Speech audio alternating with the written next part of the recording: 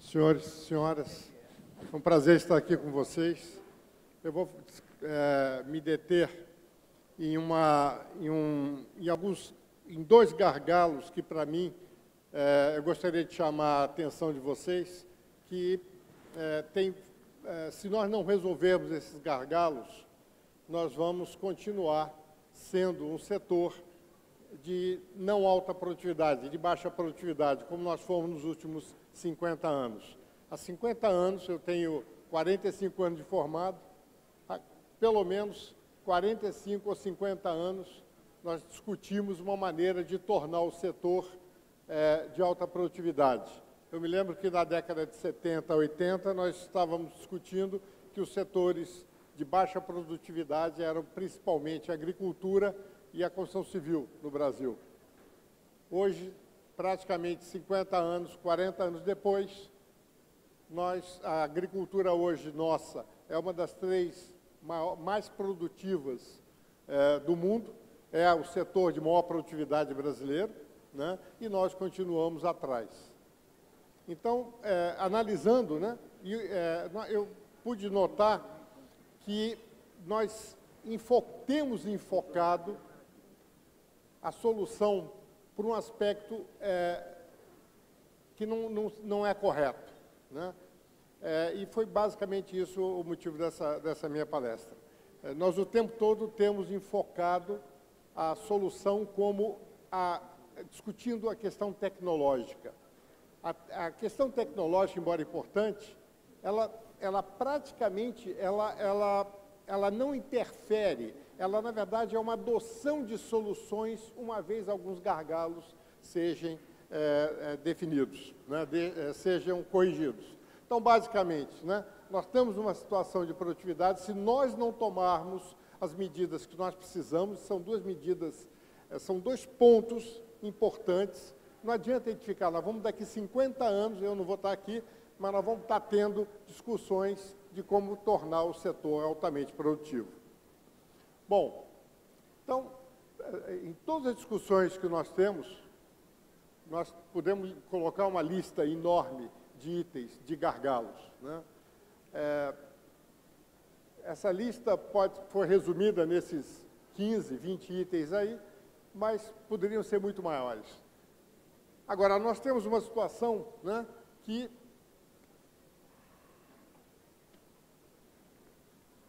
realmente importam, né, dois itens o primeiro dessa lista, né? Primeiro item, né, que não é o mais importante é o segundo, mas o segundo de maior importância é a questão tributária, né? Hoje, todos vocês sabem que os processos tradicionais e convencionais de baixa produtividade são tributados pelo ISS, pagam tributos da ordem de 3% a 5% sobre valor agregado. Os processos engenheirados, os processos tecnológicos de alta produtividade, né, industrializados, pagam ICMS de 18% a 25%. Ou seja, o atraso paga ISS, a modernidade paga ICMS. Numa largada, num processo construtivo, qualquer processo construtivo industrializado vai custar mais caro logo de partida, né, por incidência sobre o valor do faturamento de 18% a 20%. Então, esse é um ponto muito importante, né, que nós temos que resolver e nós não resolvemos ainda, né? O outro ponto, né, porque se nós quisermos sobreviver como uma indústria de alta performance, um outro ponto importante que eu queria mostrar para vocês é que diz respeito à maneira como nós damos condições ao nosso cliente adquirir, no mercado imobiliário, é claro, né, pagar a sua unidade habitacional, né? Normalmente, os bancos financiam da ordem de 70% a 80%. Já foi pior, né? 70% a 80% do valor do imóvel. O que acontece? O comprador ele tem que poupar os 20% ou 30% até o final da obra, né? De tal maneira que a obra se torne garantia para o banco do seu financiamento de longo prazo de 70% ou 80%. O nosso cliente, né, e inclusive com as sucessivas crises, não tem dinheiro, né? E ele não se preparou para essa compra. E nós, do setor, nós não conseguimos, do ponto de vista setorial, né, como um todo, endereçar esse problema. Nós deixamos por conta das empresas. O que as empresas fizeram? Prazo. Né? Então, deram prazo. Então, nós temos prazo de tudo quanto é tipo, né? E, principalmente, nós temos um prazo enorme para começar a obra e depois nós temos um prazo gigantesco para construir, de tal maneira a dar tempo do cliente conseguir pagar. Então, isso desestimula completamente qualquer tipo de visão industrial do nosso setor. Bom, esses dois aspectos, né, eles impactam diretamente, principalmente esse último item, nesses 4 paradigmas que o tempo todo as empresas têm que estar lidando, que é a questão de custo, tempo e risco, né? E, no final, essas 3 coisas, essas 3 grandezas trabalhando junto, qual é o retorno, qual é a rentabilidade do setor. E nós fizemos isso, nós utilizamos tudo que aconteceu. Do ponto de vista setorial, nós não endereçamos uma solução conjunta do setor, nós não endereçamos uma solução que pudesse, né, não deixar na mão das empresas isoladas resolver esse problema. Então, tudo é tempo. Tudo é tempo. Então, nós temos hoje um tempo gigantesco para a compra do terreno, né? Nós temos hoje, se você quer juntar, né, normalmente nas grandes cidades, principalmente, você tem que juntar vários terrenos menores, né? O tempo necessário para fazer uma junção é gigantesca, né? Até em cartório é muito grande, né? Se é uma confrontação judicial, pode demorar 2, 3 anos, em São Paulo, por exemplo. Talvez aqui seja um pouco menor, mas é tudo tempo, e nós, o tempo todo, não estamos preocupados com o tempo, né? Então, o remembramento é muito difícil, né? Os empreendimentos, porque o tempo é muito grande, os custos fixos são muito grandes, então os empreendimentos têm que ser grandes. Grandes empreendimentos demoram muito. Em São Paulo, até recentemente, eu acho que até hoje, né? Exceto empreendimentos muito menores ou empreendimentos muito mais simples, né, você chega a levar 5 anos para aprovar um projeto, né? Eu, na empresa multinacional que eu trabalhei durante 12 anos, eu saí da empresa e ainda tinham empreendimentos em processo de aprovação há 10 anos. 10 anos. Né? E, pessoal, é normal. Né? Então, qual foi a atuação do setor lá em São Paulo? Fizeram cursos.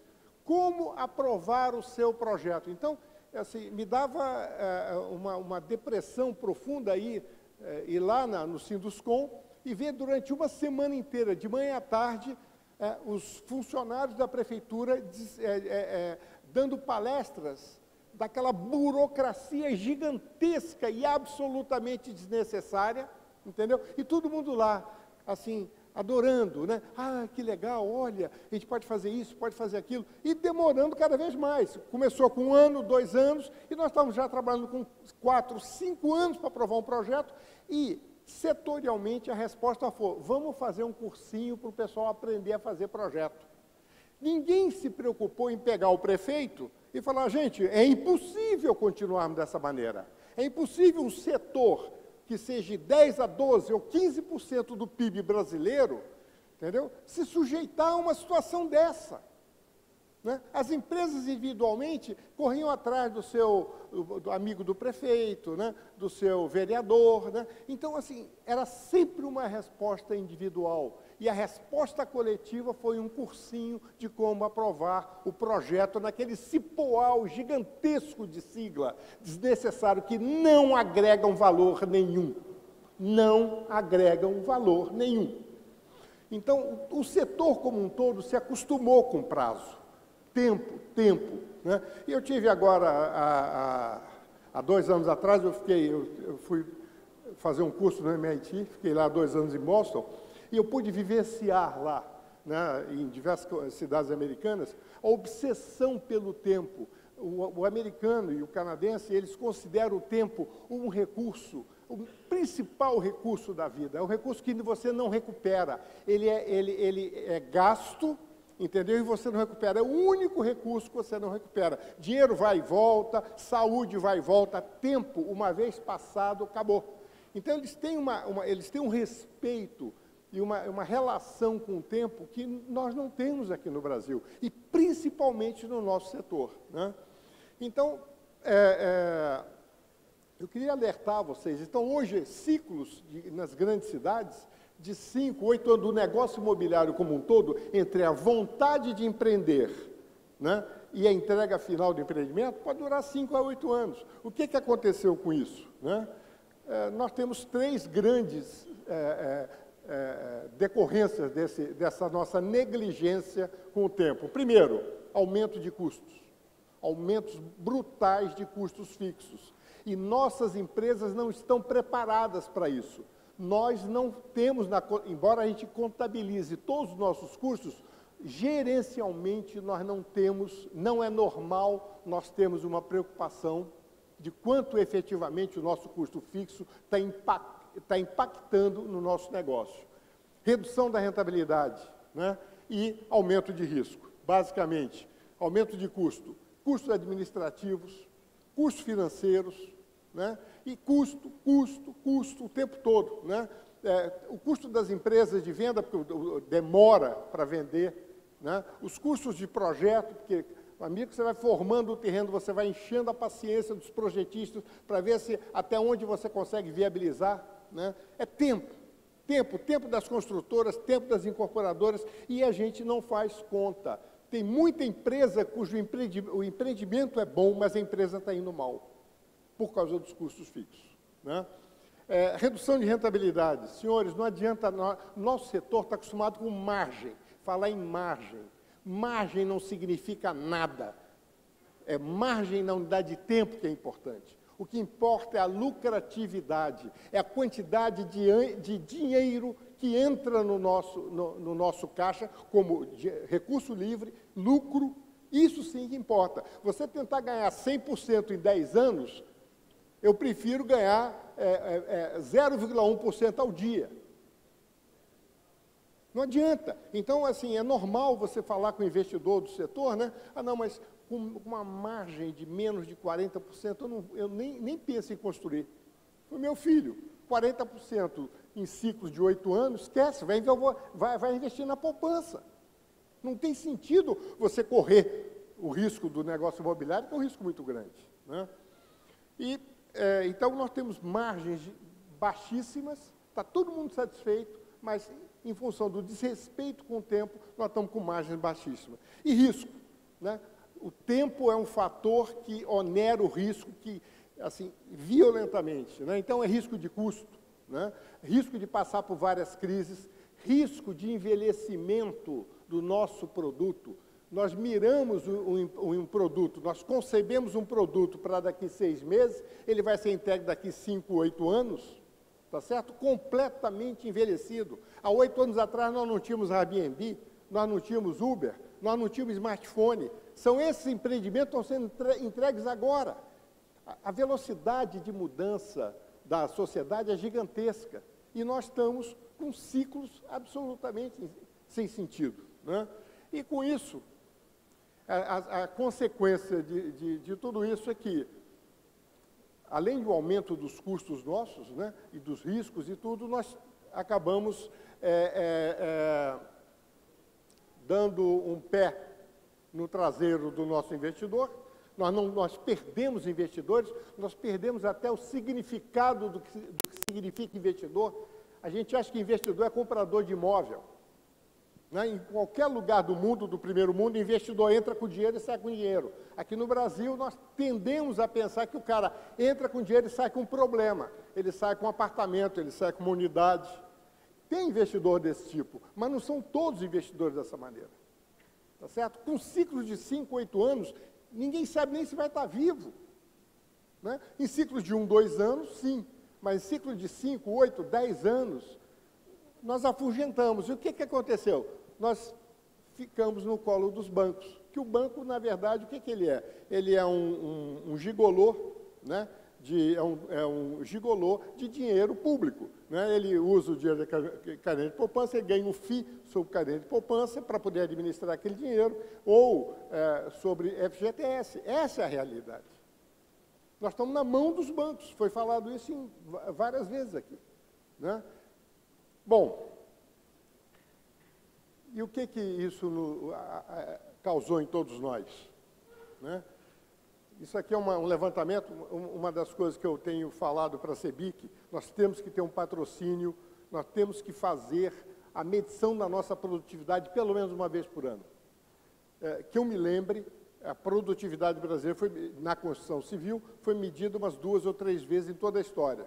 Essa é uma delas, foi feita pelo Leuzin, né, pela FGV, a produtividade sobre valor agregado, foi feito no período de 2002 a 2006, e ele comparou a produtividade na construção civil com a produtividade europeia e americana, né, e chegou à conclusão que a nossa produtividade, por valor agregado, era 1/6 da produtividade americana. E, né, numa pesquisa bastante interessante, né, feita pela FGV, e que os prazos das nossas obras duravam, em média, 2,5 vezes o prazo de uma obra americana. E isso eu pude ver. Né? Eu pude ver lá nos Estados Unidos agora que, do lado do prédio que eu alugava lá, o Airbnb, foi feito um prédio de 184 apartamentos, que foi feito em 10 meses, no primeiro ano. No segundo ano, do outro lado, né, mais ou menos 200 apartamentos foram feitos em 10 meses também. Né? O mesmo prédio aqui no Brasil, primeiro que ia demorar 10 meses para começar a obra, tá certo? Fora os 24 ou 30 meses que demoraria para a obra para poder fazer o coitado lá do cliente poder pagar. Então, essa é a consequência que nós temos. Né?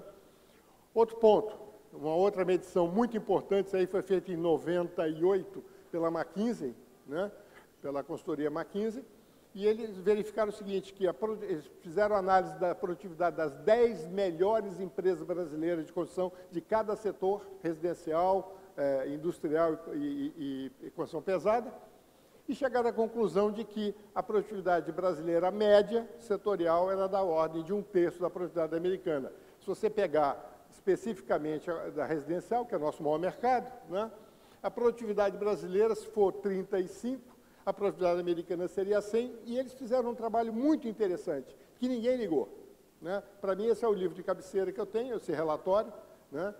Eles fizeram uma análise profunda de o que nós poderíamos fazer para trazer a produtividade brasileira do índice 35 para o índice 100. Eles fizeram 20 recomendações, eu peguei as 3 mais impactantes, e eles mediram essa importância. A primeira coisa que eles colocaram é desenvolvimento de padronização de sistemas. Eles mostraram que o brasileiro foca no material, não foca no sistema pré-engenheirado. O material é commodity. O material transformado, o material com pré-engenharia, né, não é mais uma commodity e agrega valor, além de agregar produtividade. Então, desenvolvimento e padronização de sistemas, tá certo? Eles falaram que só isso já saía de 35 para 60, botariam 25 pontos. Disponibilidade de empreiteiros especializados, ou seja, se você tem sistemas pré-engenheirados disponíveis no mercado, você pode ter disponibilidade de empreiteiro específico, especializado nesses sistemas. Só isso aí daria mais 10 pontos. Né? Nós já chegaremos a 70% da produtividade americana. E ele colocou mais uma coisa importante. Se você tem sistemas pré-engenheirados, se você tem empreiteiros especializados, você pode começar a adotar uma gestão industrial, uma gestão moderna. A mesma tipo de gestão, mesma maneira de falar, seriam sistemas muito semelhantes de gestão que nós temos em fábricas. Hoje nós fazemos, a duras penas, nós fazemos a gestão do caos. A nossa obra, a gente faz um esforço sobre-humano para não torná-las um caos. né? A variabilidade, os processos artesanais, a variabilidade da produtividade, a incerteza de prazo, os desperdícios são enormes. E nós não estamos, isso não está incomodando a nós. Então, olha, assim, 3 pontos que nós não estávamos muito seguros disso. Então, infelizmente, hoje nós temos esse ciclo negativo, né? A ausência de sistemas pré-engenheirados, apesar deles existirem no Brasil, nós não usamos, mas eles estão no Brasil, e as empresas que produzem estão com menos de 20% da capacidade delas ocupada, né? Ausência de empreiteiro especializado e gestão arcaica, né? Então, esse é o nosso ciclo vicioso, né? Então, essas são as nossas para que a gente possa começar, de uma maneira efetiva, reverter esse ciclo, nós temos que ter essas 3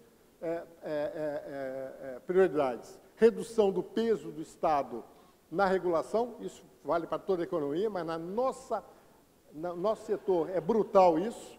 Isonomia tributária, né? Nós não podemos pagar muito mais caros por processos industrializados, não tem sentido. Esse papo de que a construção civil ela tem o papel de absorver mão de obra não especializada, isso é um absurdo. O absurdo maior foi a gente ter acreditado nisso. A responsabilidade do nosso setor de absorver mão de obra é igual ao do setor de computação. Por que nós estamos fadados ao atraso? Isso não acontece em nenhum lugar do mundo, só em terceiro mundo. E para a gente está tudo numa boa, né? E terceiro, né? Uma forma de poupança, conversar com o setor. Nós já tivemos isso no passado, nós tivemos a caderneta de poupança programada da Caixa. O mundo já tem respostas para isso, nós precisamos conversar. E hoje o setor imobiliário é muito atrativo para o setor bancário, para o setor financeiro, não só bancário, financeiro. Como é que nós podemos fazer? Em vez de a gente dar a resposta fácil de empurrar nossas obras, né? Vamos conversar com os setores. O setor hoje financiar moradia, financiar imóveis é uma excelente alternativa. É o segundo maior setor do mundo, o maior setor comercial do mundo.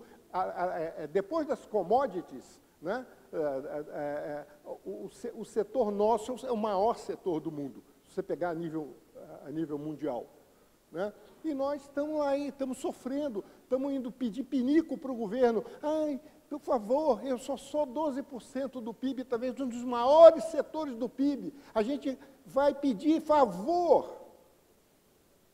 Então, senhores, vamos pensar nisso. Então, é um congresso do CEBIC, eu resolvi priorizar isso, né, esse assunto, para vocês pensarem, porque o nosso ciclo vicioso está em cima dessas 3 posições, né? E temos que analisar, temos que juntar o setor como um todo, cada um dos elos da economia, né? Não só o setor como nosso, mas os elos da economia. Temos que falar com o governo, temos que falar com o setor financeiro. Temos que analisar isso juntos, porque a saída é muito fácil. A saída já foi encontrada em diversos outros setores e não caíram na resposta fácil, né? Então, precisamos realmente dessa liderança setorial. Eu conclamo a CEBIC nesse sentido, né? Nós precisamos criar essa ambição coletiva, precisamos apontar caminhos, tá certo? Precisamos negociar, saber negociar, né? E temos que ter visão de soluções de curto, médio e longo prazo. Então, queria deixar essa mensagem para finalizar, né? Está claro que a tecnologia e suas implicações são itens-chave no nosso consciente coletivo. Todo mundo é fashion, todo mundo adora a tecnologia, tá certo? Mas a mediocridade é fruto, acima de tudo, de falha de gestão estratégica. Nós estamos cometendo falha de gestão estratégica há mais de 50 anos. Pensem nisso, não pensem só nas suas empresas, pensem no setor. Se nós conseguirmos vencer isso, e não é difícil, nós vamos facilitar muito a vida das nossas empresas. Vamos deixar de ter lucros baixos, né? Rentabilidade negativa, entendeu? Que nós estamos persistindo nisso há muito tempo e vamos poder reverter completamente essa situação. Obrigado.